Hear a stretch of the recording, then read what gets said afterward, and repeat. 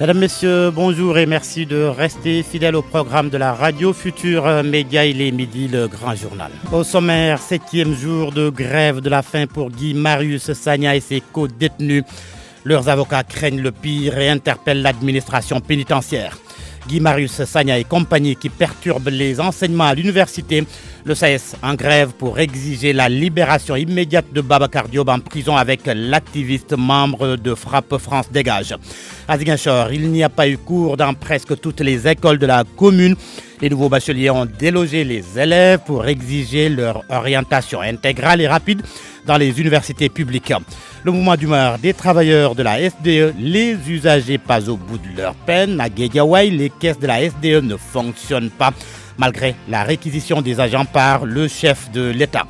L'Espagne ou la mort, les Sénégalais du Maroc, candidats à l'émigration clandestine, nullement effrayés par les récentes tragédies qui ont fait une vingtaine de morts en mer. À suivre, un reportage de Khadim Baye à Casablanca. Le journal international. Nafissa Toussila, bonjour. Bonjour Georges. Second tour de la présidentielle en Guinée-Bissau. Le président sortant José Mario Vaz derrière Umaro Sissoco Embalo. Ce soutien peut-il faire pencher la balance? Ce n'est pas évident pour notre consultant Alberto Dabo, correspondant de l'agence Reuters en Guinée-Bissau. Pour lui, les Bissau-Guinéens ne sont pas habitués aux consignes de vote. Programme de désarmement au Mali. Depuis son lancement en octobre dernier, 6 000 jeunes volontaires y ont adhéré. Violence entre populations, 16 pays africains sont concernés. L'information est rapportée par le réseau de prévention des crises alimentaires. Georges. Le développement vers 12h15. Merci Nafissatou. La page des sports, ce sera avec vous, Malal Junior Diagne. Bienvenue. Merci Georges. Bonjour à tous. Organisation des compétitions à Dakar, la Ligue régionale de football face à un casse-tête chinois. Avec 112 équipes affiliées et 5 stades fermés, l'organisation des compétitions relève désormais d'un parcours du combattant. Basketball, on joue les demi-finales du tournoi de montée en première division cet après-midi à Marius Ndiaye. 4 rencontres y seront organisées sur l'international dopage. L'agence mondiale antidopage exclut la Russie de toutes les compétitions internationales pour 4 ans. Ainsi, les Russes ne feront pas partie de la Coupe du Monde Qatar 2020. Ils ne seront pas également à Tokyo pour les JO. On se donne rendez-vous vers midi 20 Malal Junior Diagne pour le développement de toute l'actualité des sports. À suivre la revue de presse de ce lundi 9 décembre 2019. D'un point de vue, nous allons parler de l'affaire Guy Marius Sagna avec la jonction constatée des forces sociales. Où est-ce que ça peut mener? Débat vers midi 30. Abdoulaye Diop assure la partie technique de cette édition. Bienvenue à toutes et à tous. L'activiste Guy Marius Sagna et ses co-détenus en sont aujourd'hui à leur 7e jour de grève de la faim. Une situation préoccupante pour leurs avocats qui disent craindre le pire. Ils interpellent l'administration pénitentiaire. À en croire ces avocats, les responsables de l'administration pénitentiaire n'ont pas joué leur rôle dans cette affaire. Écoutons à ce propos Maître Jorge Shiba au téléphone de El Hadj Ndiokoutien. Sont résolus à aller jusqu'au bout de la grève. Nous craignons le pire parce que déjà, nous sommes dans une situation extrêmement délicate. Surtout que c'est la première fois que dans un seul dossier, on a des lieux de détention différents. Bon, cela dit, l'administration pénitentiaire, il est temps, je pense, qu'elle prenne ses responsabilités et agisse dans le cadre des lois et règlements qui l'instituent, qui organisent notamment les prisons. Parce que dans un tel cas de figure, la loi qui organise l'administration pénitentiaire a tout prévu. C'est à eux d'informer, de faire un point de presse pratiquement tous les jours pour informer d'abord les familles, informer la population. À cet effet, d'ailleurs, ils doivent, c'est textuel, ils doivent eux-mêmes définir un régime cellulaire pour les grévistes de la faim, c'est-à-dire chacun dans sa cellule, leur présenter les plats, et après la présentation de tout plat, faire un rapport à la hiérarchie pour dire que bon, c'est le petit déjeuner, nous apportons le déjeuner, nous avons vu qu'il n'a pas touché au petit déjeuner, ainsi de suite. Quand on apporte le dîner, il n'a pas apporté au dîner, ainsi de suite. Mais ce qui est sûr, c'est que eux tous sont braqués, et c'est en partie à cause de l'administration pénitentiaire. Parce que vous savez, quand ils sont venus en prison, ils étaient en mouvement de grève de la faim. Au lieu de les réunir ou de les laisser dans la même prison, ils les ont dispatchés dans 3 prisons différentes, et uniquement pour saper leur morale. Nous avons tenté de joindre l'administration pénitentiaire, mais en vain. La conséquence de cette affaire Guy Marius Sagna, il n'y a pas cours à l'université Cheikh Anta Diop de Dakar ce matin. Le SAES, syndicat autonome de l'enseignement supérieur, et le SUDES sont en grève pour 24 heures, une grève pour exiger la libération d'un des membres du SAES, le docteur Babacar Diop, en prison avec Guy Marius Sagna. Les étudiants à l'université Cheikh Anta Diop de Dakar, les étudiants de la faculté des lettres que notre reporter Koumba Sanyan Faye a rencontrés, disent les soutenir. Outre le SAES et le SUDES, les étudiants réunis autour d'un collectif ont interrompu les cours à l'université Cheikh Anta Diop de Dakar. Ils donnent un ultimatum aux autorités pour libérer 5 de leurs camarades détenus en prison. Leur mot d'ordre est sans limite. S'ils n'obtiennent pas gain de cause, ils ont tenu un point de presse ce matin devant les locaux du COUD, le Centre des œuvres universitaires de Dakar. Leur porte-parole, Marcel Diédiou, au micro de Koumba Sandiane Faye. Aujourd'hui, c'est toute une indignation parce que la place de ces étudiants-là, ce n'est pas dans une quelconque maison d'arrêt, mais c'est dans les amphithéâtres. Parce que bientôt, pratiquement, la place de ces étudiants-là, ce n'est pas dans une quelconque maison d'arrêt, mais c'est dans les amphithéâtres. Parce que bientôt, pratiquement, les inscriptions ont déjà démarré et ces étudiants sont dans l'impossibilité de s'inscrire parce qu'ils sont dans une quelconque maison d'arrêt. Leur arrestation, c'est une arrestation que nous déplorons fermement et nous exigeons à ce que ces étudiants soient libérés. Parce que leur place, c'est dans les amphithéâtres. Ils se battaient pour une cause noble, ça il faut le dire. C'est une cause noble, ils ne paient pas de l'électricité, mais leur seul tort, c'est de s'engager pour la cause des Sénégalais. Ce qui est, je pense que c'est quelque chose à magnifier. En tout cas, on n'exclut absolument rien. Donc si les étudiants ne sont pas libérés dans les meilleurs délais, nous allons descendre sur le terrain comme on a l'habitude de le faire, parce qu'à chaque fois que les intérêts de nos chers camarades sont menacés, donc notre devoir, c'est de les défendre. Donc moi, le message que je lance, c'est que si aujourd'hui plaider la cause des étudiants, c'est partir au combat, nous allons nous faire l'écho de ces 1000 voix pour que ces étudiants soient libérés dans les meilleurs délais. Le mot d'ordre de grève donc du SAES et du SUDES enseignement supérieur vu par les étudiants à la faculté des lettres et sciences humaines. Ces étudiants trouvent la cause noble et disent soutenir leurs enseignants. J'ai raté le second cours.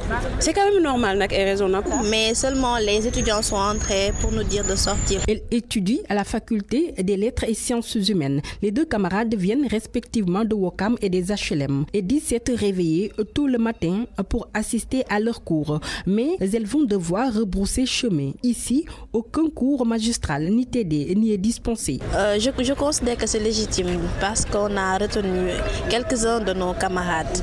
Et on a un droit qu'il fallait respecter, c'est-à-dire on avait un droit réservé à la grève, donc ils n'avaient pas à nous retenir jusqu'à nous emprisonner. Donc je crois que c'est légitime et que c'est défendable. Les enseignants exigent que leur père, le docteur Babacar Diop, soit libéré. Les étudiants disent compatir, la cause est si noble. Les professeurs qui sont emprisonnés, aussi nos camarades étudiants, alors c'est normal qu'on soit solidaire envers eux. C'est quand même raisonnable qu'ils nous fassent sortir. Parce que c'est pas aussi humain, je dirais. En quelque chose, c'est pas humain de faire cours alors que l'autre est en prison et il s'est battu pour notre cause aussi. Le professeur, mais aussi 5 de leurs camarades étudiants n'ont rien à faire en prison au moment où l'université a besoin d'eux. ñom ñi ngi tok di patienter di xaar docteur bi mu toni ñi nga ñoo nek en retard am ñoo xam ne ñoo waroon programmer pour dem à l'extérieur ñoo ñëpp defoon seeni inscription yooyu yëpp dañ koy perdre. Même s'ils sont conscients des répercussions de la grève des syndicats et celle des étudiants sur leur examen. Les étudiants souhaitent un retour à la normale des cours tout en espérant voir leurs camarades et leurs professeurs sortir de prison. Un reportage de Koumba Sandiane Faye. À Ziguinchor, les nouveaux bacheliers ont paralysé le système éducatif. Ils ont délogé presque tous les élèves de la commune. Ces nouveaux bacheliers dénoncent ainsi le non-respect de leur orientation intégrale dans les universités publiques. Lamine Ba. Les mines antipersonnelles continuent de nuire dans le Nord-Signan. Ce n'est pas le bon élément. Lamine Ba qui doit plutôt nous parler de la perturbation notée dans le système éducatif à Ziguinchor, où les nouveaux bacheliers ont délogé presque tous les élèves de la commune. Ils dénoncent ainsi le non-respect de leur orientation intégrale dans les universités publiques. Ce sont les propos du ministre de l'Enseignement supérieur faisant mention de l'existence d'un lot de nouveaux bacheliers non encore orientés dans les universités publiques qui a poussé les nouveaux bacheliers à descendre dans les rues et à déloger quasiment toutes les écoles de la commune pour s'en offusquer. Il trouve cette attitude totalement en déphasage avec les engagements du gouvernement. Bala Moussa Kamara, leur porte-parole. On a délogé beaucoup d'écoles ici à Ziguinchor parce que l'État ne tient jamais à ses propos. Ils avaient dit qu'ils vont orienter tous les bacheliers dans les universités publiques, mais actuellement, nous ne notons pas cela. On ne voit pas cela. Il y a plus de 4000 bacheliers qui ne sont pas encore orientés. Et hier, le ministre avait parlé. Il dit que ces 4000-là, ils vont les orienter selon des critères. Et ce n'est pas du tout normal. Nous déplorons vraiment cela. Mais aussi, il y a des gens qu'ils ont orientés, mais jusqu'à présent, ils ne parviennent pas à payer dans les agences comme Poste et autres. Il leur dit que les orientations sont terminées, ils ne vont plus recevoir leurs argent. C'est ce que nous dénonçons. Mais aussi, il y a d'autres phénomènes. Il y a des gens qu'ils ont orientés, comme par exemple à l'IVS, or que ça, ils n'avaient pas mis ça dans leur choix. Mais beaucoup de gens sont toujours en attente. Ces nouveaux bacheliers promettent de poursuivre leur mouvement d'humeur en bloquant lycées et collèges jusqu'à orientation intégrale des nouveaux bacheliers. On est prêt à tout, on va aller jusqu'au bout. On a travaillé 9 mois pour obtenir notre bac, nous ne vont pas jouer pour l'obtenir. Eux, au moment où nous sommes en train ici de galérer, leurs enfants sont en train d'étudier à l'étranger. Et c'est pas du tout normal. Les nouveaux bacheliers démarrent ce mouvement d'humeur dans un contexte où l'intersyndicale des étudiants de l'université Assane Seck de Ziguinchor a pondu un communiqué pour mettre en garde contre le non-achèvement des ouvrages pédagogiques devant accueillir un surplus de nouveaux bacheliers d'ici le mois de janvier. Lamine Ba, Ziguinchor, Radio Futur Média. Le système sanitaire connaît également des perturbations à Ziguinchor. Les travailleurs de l'hôpital de la Paix sont en grève et ils réclament l'embauche pour 28 agents. Le mouvement d'humeur fait suite à l'augmentation des indemnités du médecin de l'établissement sanitaire. Leur porte-parole, Yuba Koli, au micro de Lamine Ba. Aujourd'hui, nous sommes en grève de 48 heures pour venir à bout aux problèmes qui sévissent au niveau de notre hôpital. On a paralysé la consultation externe au niveau de la gynéco aussi, au niveau du bloc opératoire, pas de programme, au niveau de la pédiatrie aussi, pas de consultation, au niveau du labo aussi, pas d'analyse à faire, sauf urgence. Aussi, la grève prend en compte les urgences et les services minimums. Voilà, c'est juste le problème des contrats qu'on a demandé à l'administration de recruter tous les 28 CDD en CDI. Sur ça, l'administration nous avait dit qu'il n'a pas d'argent pour recruter tous les 28 CDD en CDI, mais il nous a montré aujourd'hui qu'il a de l'argent pour payer 5 autres agents à 1 million. La suite de la grève est que s'il n'y a pas de satisfaction, on va aller jusqu'au bout. Jusqu'à avoir une satisfaction qui est totale. À midi 13 minutes, vous suivez le grand journal sur RFM. La situation à la SDE, l'on s'attendait à un retour à la normale dans le fonctionnement de la société avec la réquisition des agents par décret présidentiel. Ce n'est pas le cas, en tous les cas à Guédiawaye, où les usagers qui se sont déplacés à l'agence de la SDE pour payer leurs factures n'ont pas pu le faire. Salif Sow. Et de 3. C'est la 3e fois que je viens. C'est une situation désolante. À chaque fois que je viens, ils me disent qu'ils n'ont pas encore repris. Ils sont toujours en grève. Ici, c'est Guédiawaye, ce père de famille député est venu de Thiaroye pour obtenir cette réponse.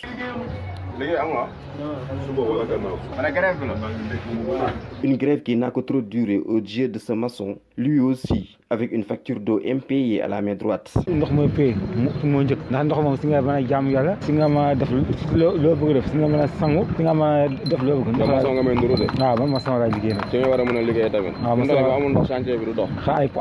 Les désagréments causés sont multiples, de la coupure totale d'eau au retour à la normale en passant par la basse pression. À chaque consommateur, ses plaintes et complaintes. Quelque chose aussi de désolant. La réquisition des agents de la SDE par le chef de l'État n'a pas eu l'effet escompté, constate-t-il. Au niveau des agents, je viens chaque jour, on me dit de reprendre. L'autre jour, tu reviens. Vraiment, c'est un peu difficile. L'État doit trouver la solution. Le président de la République, c'est le président de tous les Sénégalais. On doit obéir à ses ordres. Ce qu'il demande aux Sénégalais, de mon point de vue, ils doivent le suivre. Dans un pays démocratique aussi, on doit obéir aux autorités. Et ici, au niveau de la SDE, personne pour donner plus d'informations aux usagers. Salif Sow, Guédiawaye, Radio Futur Média. Salif Sow, notez que jusqu'au moment où nous entrions en studio, l'intersyndicale des travailleurs de la SDE était encore en assemblée générale. RFM, la radio de toute l'actualité. Les recherches se poursuivent toujours pour retrouver les 6 pêcheurs de Thiaroye disparus en mer il y a 3 semaines. Des informations recueillies auprès du ministère de la Pêche révèlent que la marine continue ses actions pour les retrouver. Le signal de détresse qui a été lancé restera en vigueur tant que les disparus ne seront pas retrouvés. Les drames de l'émigration clandestine, pas moins de 20 Sénégalais morts en moins d'une semaine, 5 au Maroc, une quinzaine dans les eaux mauritaniennes, mais ces tragédies ne découragent pas. Alors là, pas du tout. Les Sénégalais du Maroc, candidats à l'émigration clandestine, ils sont plus que jamais déterminés à affronter les dangers des routes de la migration, même si sur place, nombreux sont ceux qui ont finalement décidé de s'installer et définitivement au Maroc.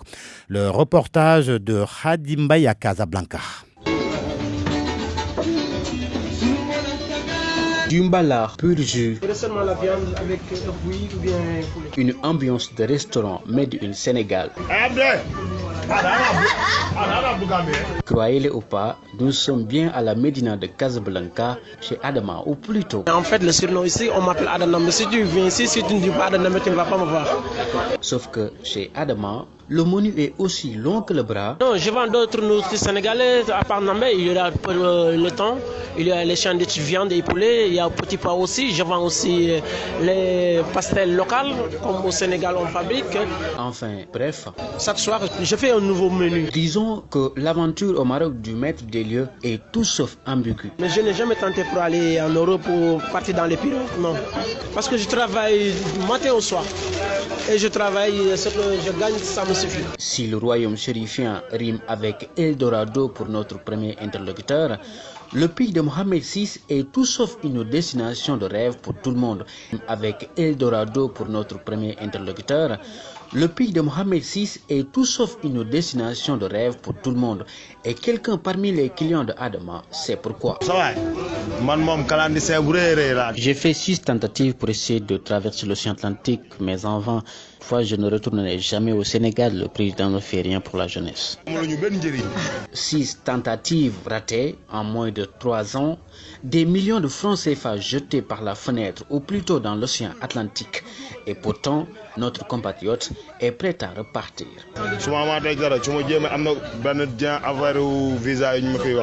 Khadim Mbaye, Casablanca, Radio Futur Média.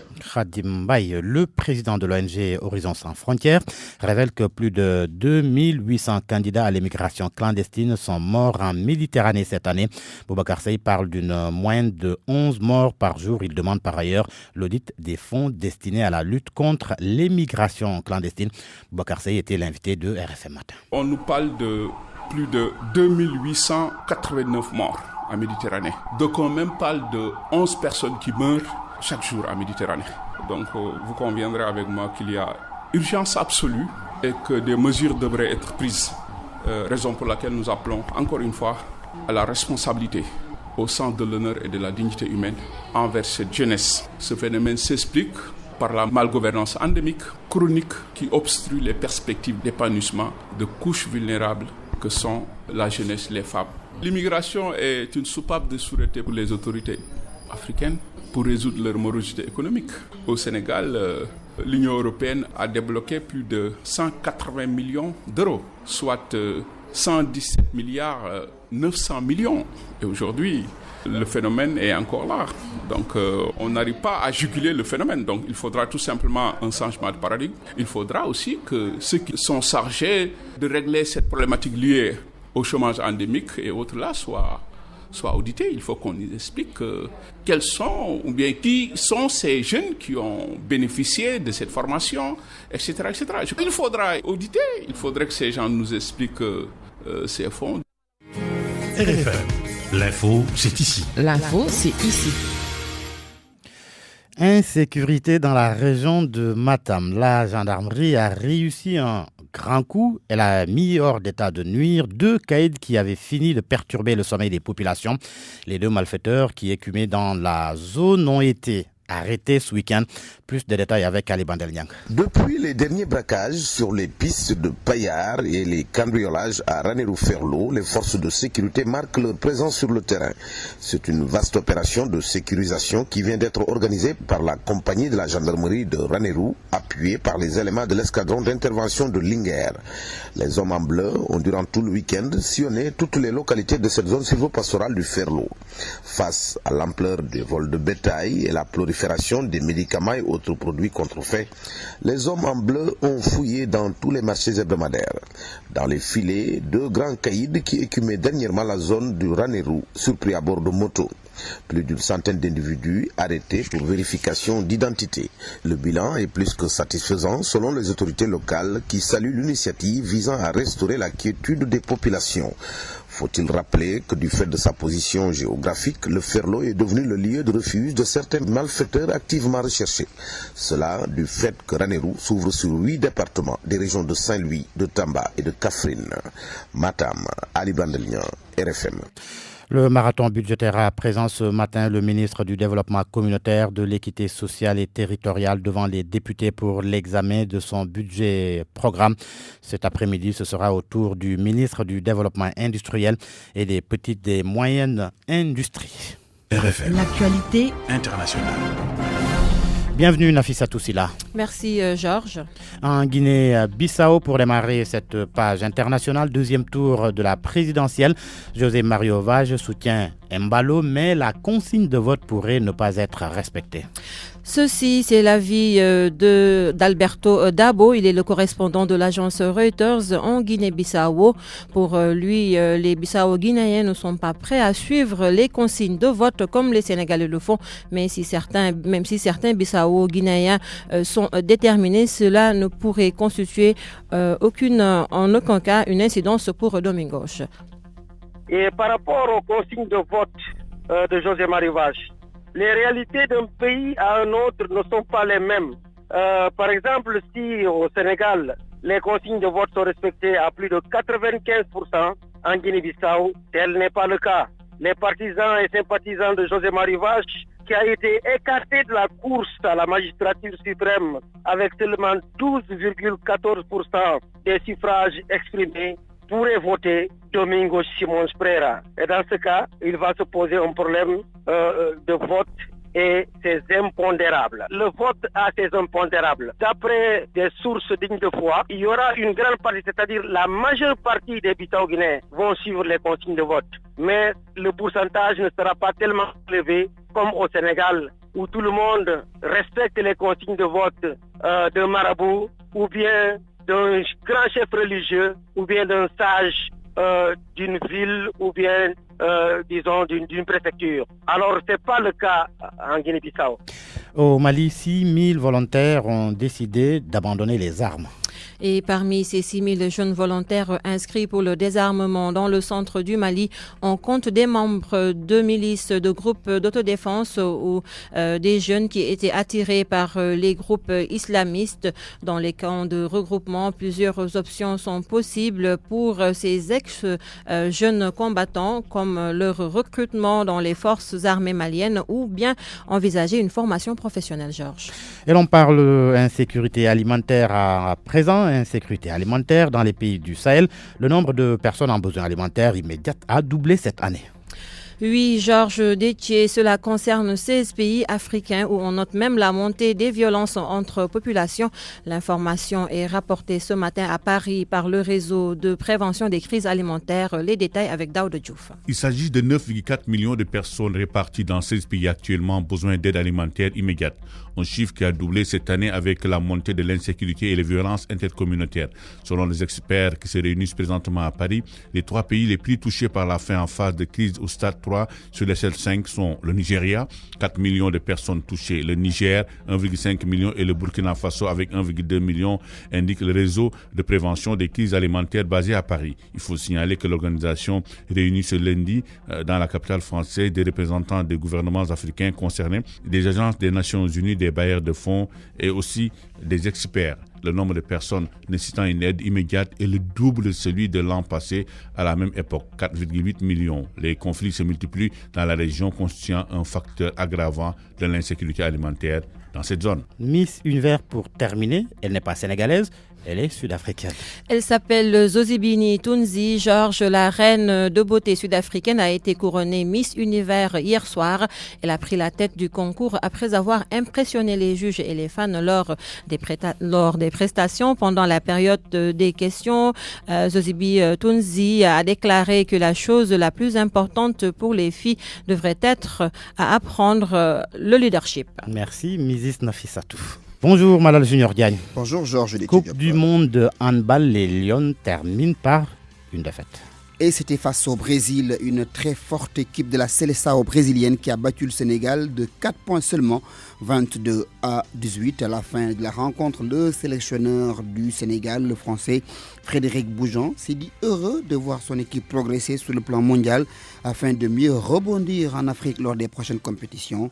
Frédéric Boujon, que nous écoutons. On est arrivé sur la pointe des pieds en étant respectueux, mais en voulant séduire et en voulant gagner le respect du Gotha international. Et je crois qu'à l'image de certains messages de coach, à l'image de certains messages de joueuses de très très haut niveau que j'ai eu l'occasion de croiser dans ma carrière en Ligue des Champions, je crois que le Sénégal peu à peu a gagné le respect. Ça ne veut pas dire qu'on va être champion du monde demain. Ça veut dire que notre place elle est méritée dans ce genre de compétition. Ça veut dire que les joueuses sont en train d'intégrer les codes d'un championnat du monde parce qu'il y a une certaine façon de jouer ces compétitions qui est complètement différente d'une Coupe d'Afrique des Nations et une intensité, 7 matchs en 10 jours. C'est absolument terrible au niveau énergétique, mais on a répondu présent, fini la compétition sans aucune blessure. Donc il faut féliciter aussi tout l'encadrement. Ça veut dire que la programmation, la gestion de la charge de travail, le travail du staff médical, tout a été bien fait. Voilà, donc on a beaucoup appris, on a récolté beaucoup d'informations. Les joueuses ont emmagasiné beaucoup d'expérience pour pouvoir continuer à travailler, pour revenir plus fortes.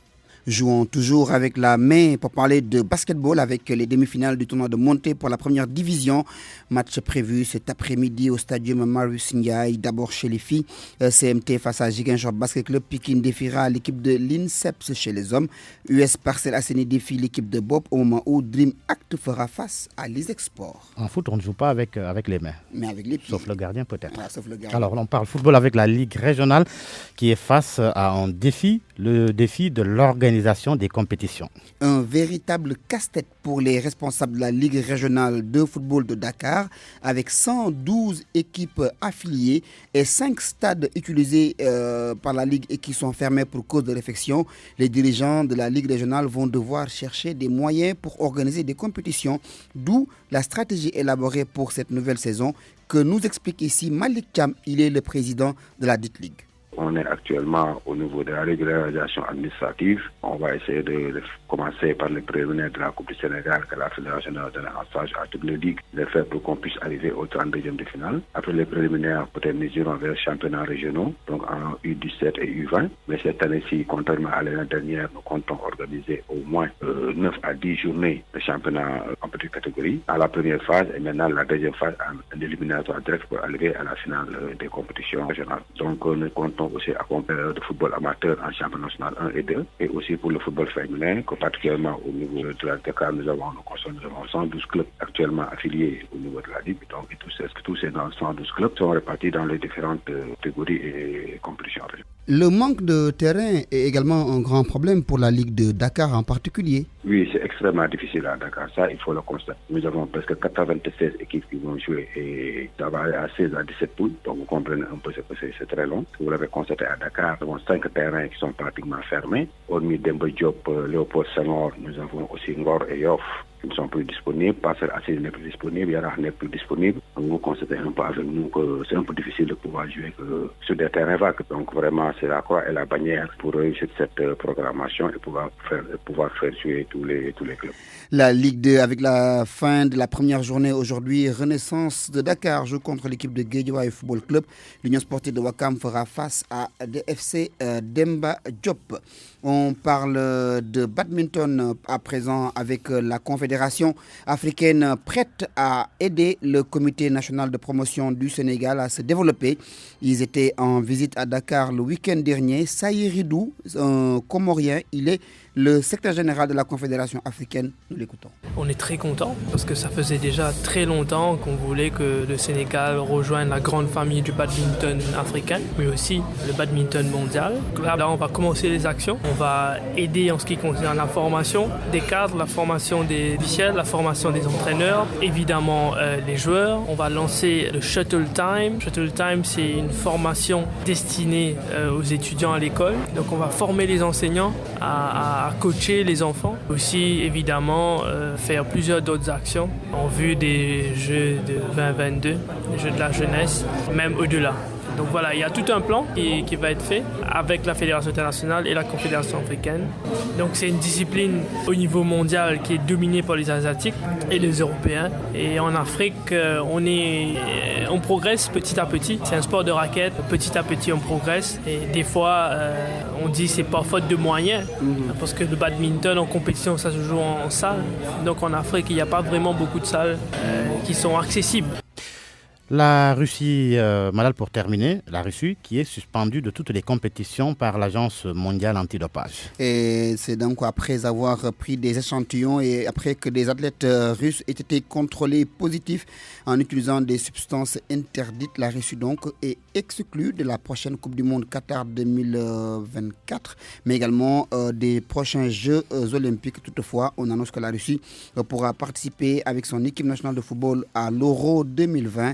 L'équipe ou les fédérations russes ont 21 jours pour interjeter appel. C'est fini ? C'est fini, Georges. Merci, Malal. Mais cette information qui vient de nous parvenir, la grève de l'intersyndicale des travailleurs de la SDE, le mot d'ordre est suspendu avec une proposition du ministre de 7,5%. Une rencontre est prévue avec le ministre cet après-midi et les centrales ont décidé d'attaquer le décret du président et une demande de rencontre avec le chef de l'État. RFM, la presse du jour. Du nouveau dans l'affaire de l'assassinat de Abdou Elinkine Diatta. Les Échos révèlent que les auteurs sont clairement identifiés par les enquêteurs. Il s'agit de 3 personnes, les 2 assassins et leurs complices. Seulement, les Échos soulignent qu'ils sont localisés dans des coins reculés de la Casamance, impossible d'accès pour les gendarmes. Le journal qui note que le procureur de la République de Ziguinchor a ouvert une information judiciaire pour l'élucidation de cette affaire et que la famille de Elinkine Diatta a commis des avocats et s'est constituée partie civile. Abdou Elinkine Diatta a été assassiné le 27 octobre dernier dans le village de Moulompe. La semaine dernière, plus de 10 Sénégalais ont perdu la vie dans le naufrage de leur embarcation dans les eaux mauritaniennes. Il y a eu 14 rescapés sénégalais. Les histoires d'une tragédie racontée par l'Observateur dans sa livraison du jour.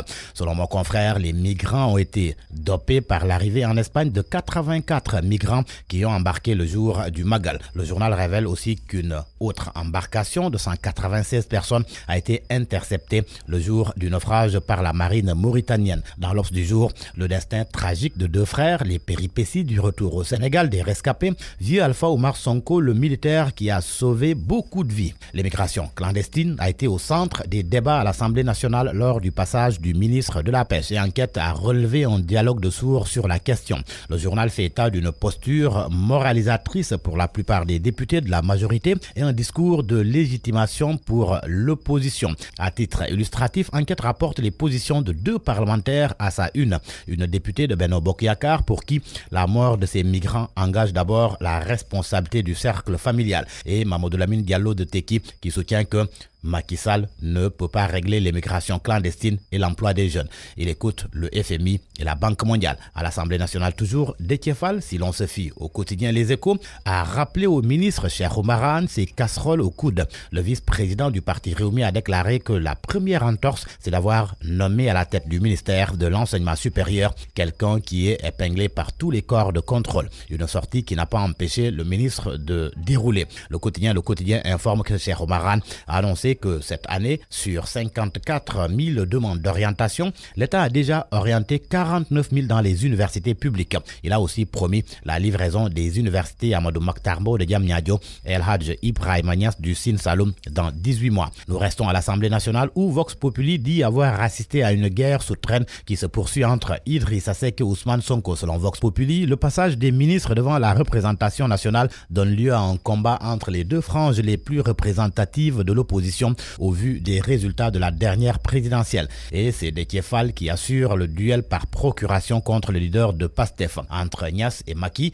il n'y a pas de duel. Le président de l'Assemblée nationale qui se prononce sur le lien entre l'AFP et Benno le dit clairement à la première page du journal Le Soleil. Nous resterons ensemble. Selon le quotidien national Le Soleil, le secrétaire général de l'AFP a réaffirmé sa ferme volonté d'accompagner le chef de l'État dans l'atteinte de ses objectifs de développement. C'était lors d'un forum samedi sur le thème l'AFP face à la perspective de la construction de l'économie pétrolière et gazière. Et lors de cette rencontre, rapporte Walf Quotidien, le secrétaire général de l'AFP a accusé les détracteurs du régime de parler des choses qu'ils ne maîtrisent pas. Pendant que l'AFP a organisé un forum, le groupe d'information républicain, le GIR, était à Thiès pour vulgariser les réalisations du président de la République. Problème, le GIR a prêché devant un public clairsemé. Constat fait par l'AS qui fait savoir que la démarche n'a pas rencontré l'assentiment de tous les responsables de la coalition présidentielle. C'est ainsi que les frustrations et les dissensions se sont exacerbées. Et n'ayant pas digéré la démarche, Mohamed Diallo, responsable de l'APR, a, selon l'AS, tout bonnement annoncé sa démission du parti. À la une de Source A, attribution du contrat d'affermage d'eau à Suez au détriment de la SDE, ce qui a fait flasher l'État. Entre autres raisons, Source A indique que Suez s'est engagé à réaliser 60 km de conduite par an, là où la SDE a réalisé entre 2012 et 2016 106 km sur un objectif de 214 km de renouvellement des canalisations. Ce sera 30 000 compteurs pour Suez, quand en 4 ans, sur un objectif de 92 000 compteurs, la SDE n'a posé que 71 511 compteurs, soit 20 489 de moins. En sport, le week-end des Lions en Europe à la une de Stade. Baldé et Yedio buteur, Mbaye Niang inscrit en doublé, ce qui lui fait 21 buts sur l'année civile 2019. Ainsi, Mbaye Niang est à 2 longueurs du record détenu par Alexandre Frey à Rennes. En 2004, l'ancien international suisse avait marqué 23 buts.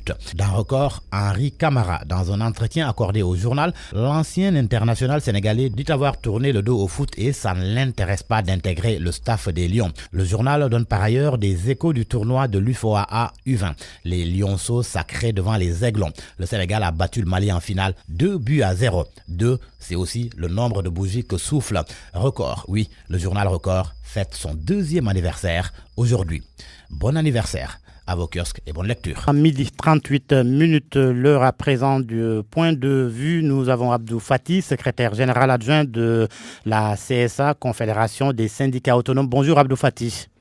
Bonjour Déthié. Également Innocence Tapniaï, présidente du Haut Conseil du dialogue social que nous attendons.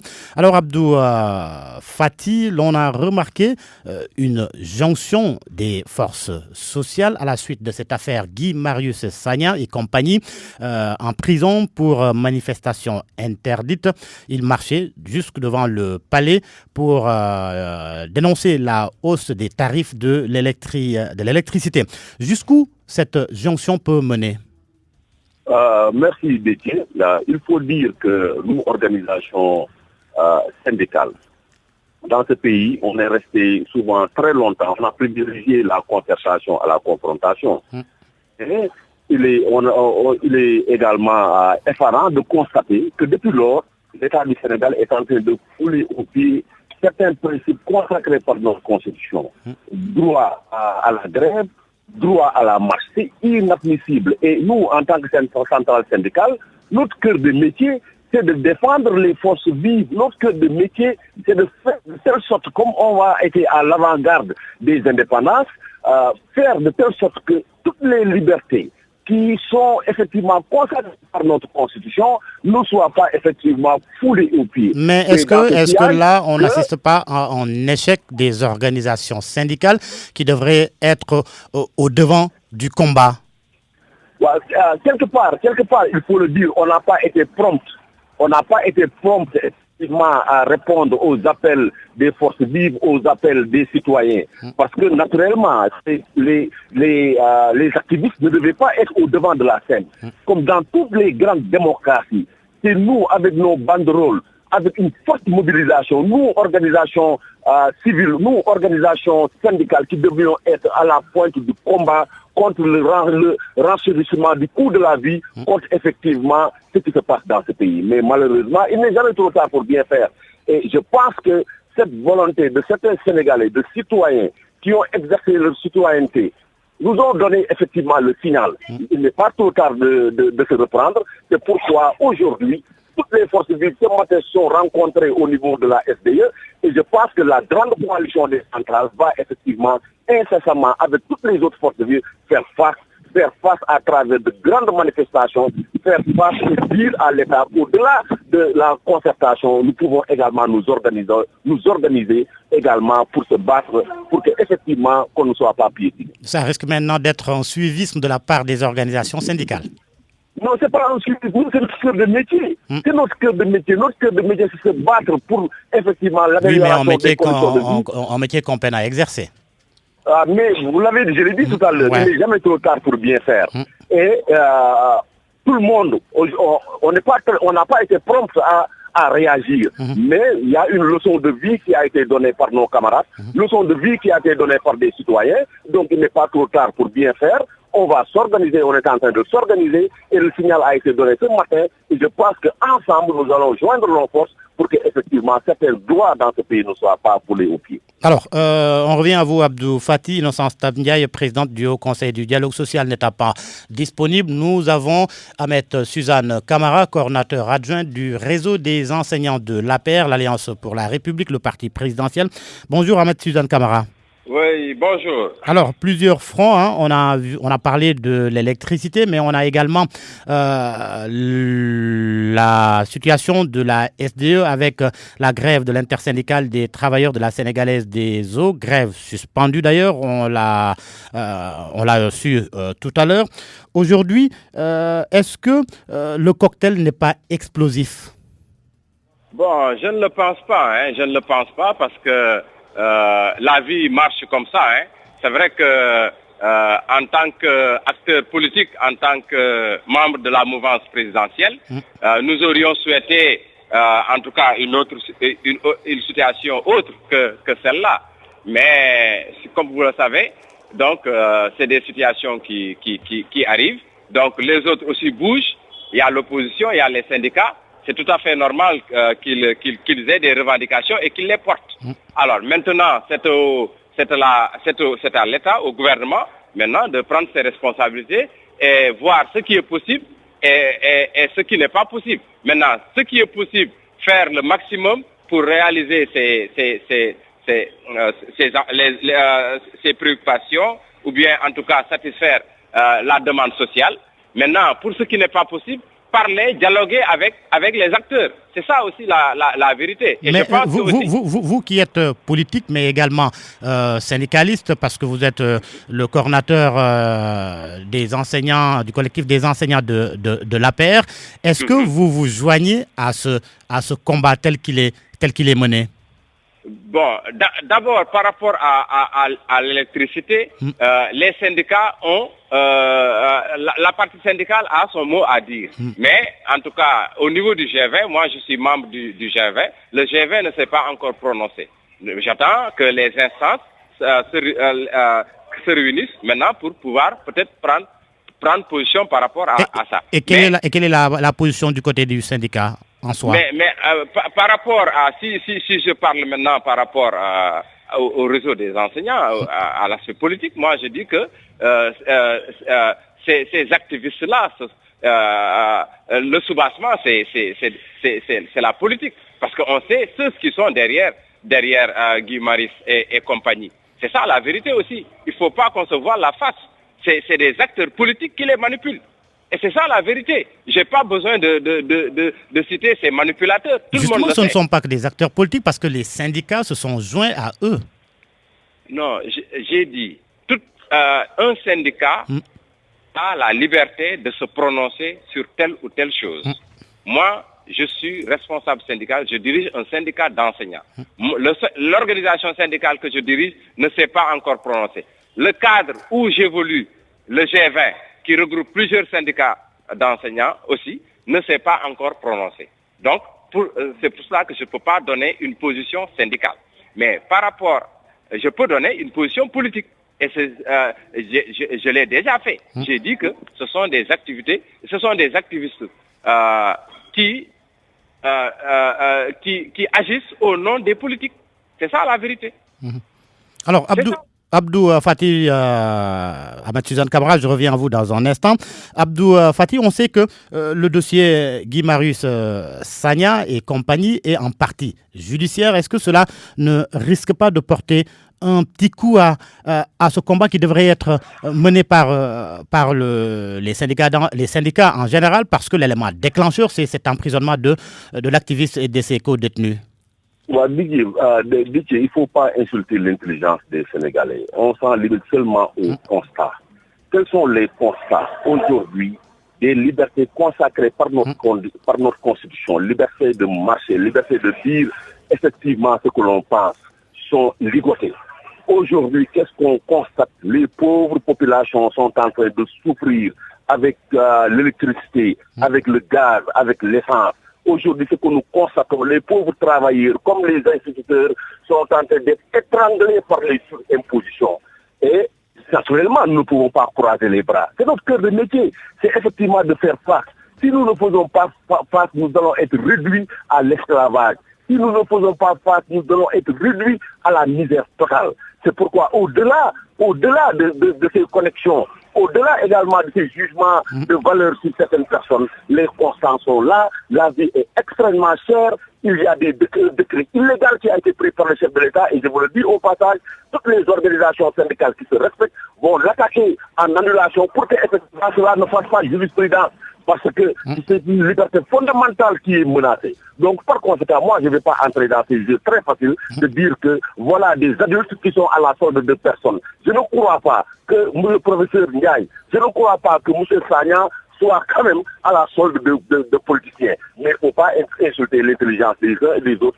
Faire des constats et travaillons ensemble à ce que très rapidement que le chef de l'État reçoive les centrales syndicales pour qu'on règle le problème des libertés dans ce pays, pour qu'on règle le problème du pouvoir d'achat dans ce pays, pour qu'on règle le problème du système de rémunération, pour qu'on règle le problème des impositions. Merci Abdou Faty, secrétaire général adjoint de la CSA, la Confédération des syndicats autonomes. Alors, Ahmed Suzanne Camara, est-ce que vous, malgré le fait que vous soyez membre de l'Alliance pour la République, le parti présidentiel, est-ce qu'il n'était pas souhaitable également que vous meniez le combat, parce que vous êtes au même titre que les autres syndicats de ce pays, victimes de ce coût cher de la vie, du coût de l'électricité et des difficultés notées ces derniers jours, par exemple, dans la distribution de l'eau? Mais oui, donc, ça ne fait aucun doute. Nous appartenons à... comme je l'ai dit, nous sommes des syndicalistes. Oui, d'où la question d'Abdou Faty tout à l'heure. C'est trop simpliste d'accuser les activistes et ceux-là qui sont détenus en prison d'être manipulés par des politiques. Pour répondre à votre question, j'ai dit tout à l'heure, je suis syndicaliste, j'appartiens à la partie syndicale en tant que travailleur. Et je suis dans une centrale syndicale, la CNTS, la première force syndicale de ce pays. Et nous sommes au niveau de la centrale aussi, toutes ces questions-là seront débattues et seront prises en charge. Ça, c'est clair. Et là aussi, tout ce que la synthèse décidera par rapport à ces questions-là m'engage.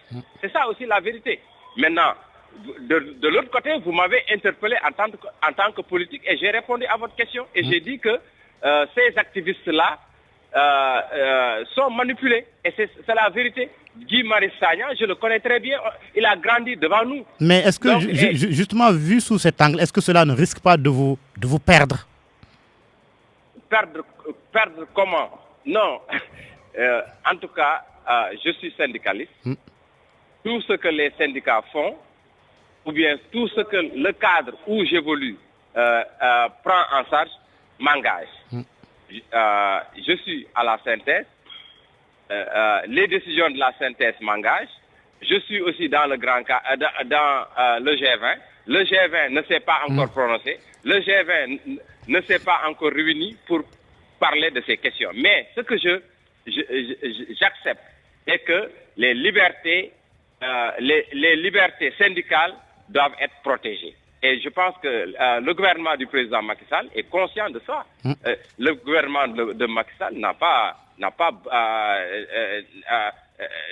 respecté les textes par rapport aux organisations syndicales. Oui. Donc, je pense que les décisions qui sont déjà prises par le président de la République ou le gouvernement est conforme à la loi et au règlement de ce pays. Merci. Merci Amat Suzanne Camara, coordinateur adjoint du réseau des enseignants de l'APR. Merci également Abdou Fati, secrétaire général adjoint de la CSA, la Confédération des syndicats autonomes du Sénégal. C'est la fin de ce grand journal. Merci à Abdoulaye Diop qui en a assuré la partie technique. Merci à vous également de l'avoir suivi. Notez juste cette information qui nous a rattrapé. Le mot d'ordre de l'intersyndicale des travailleurs de la SDE est suspendu avec une proposition du ministre de 7,5% dans le capital de la nouvelle société qui aura en charge la gestion de l'eau à Dakar, Suez. Une rencontre est prévue avec le ministre cet après-midi et les centrales ont décidé d'attaquer le décret du président de la République et une demande de rencontre est formulée, une demande de rencontre avec le chef de l'État Macky Sall. Excellente suite des programmes sur RFM.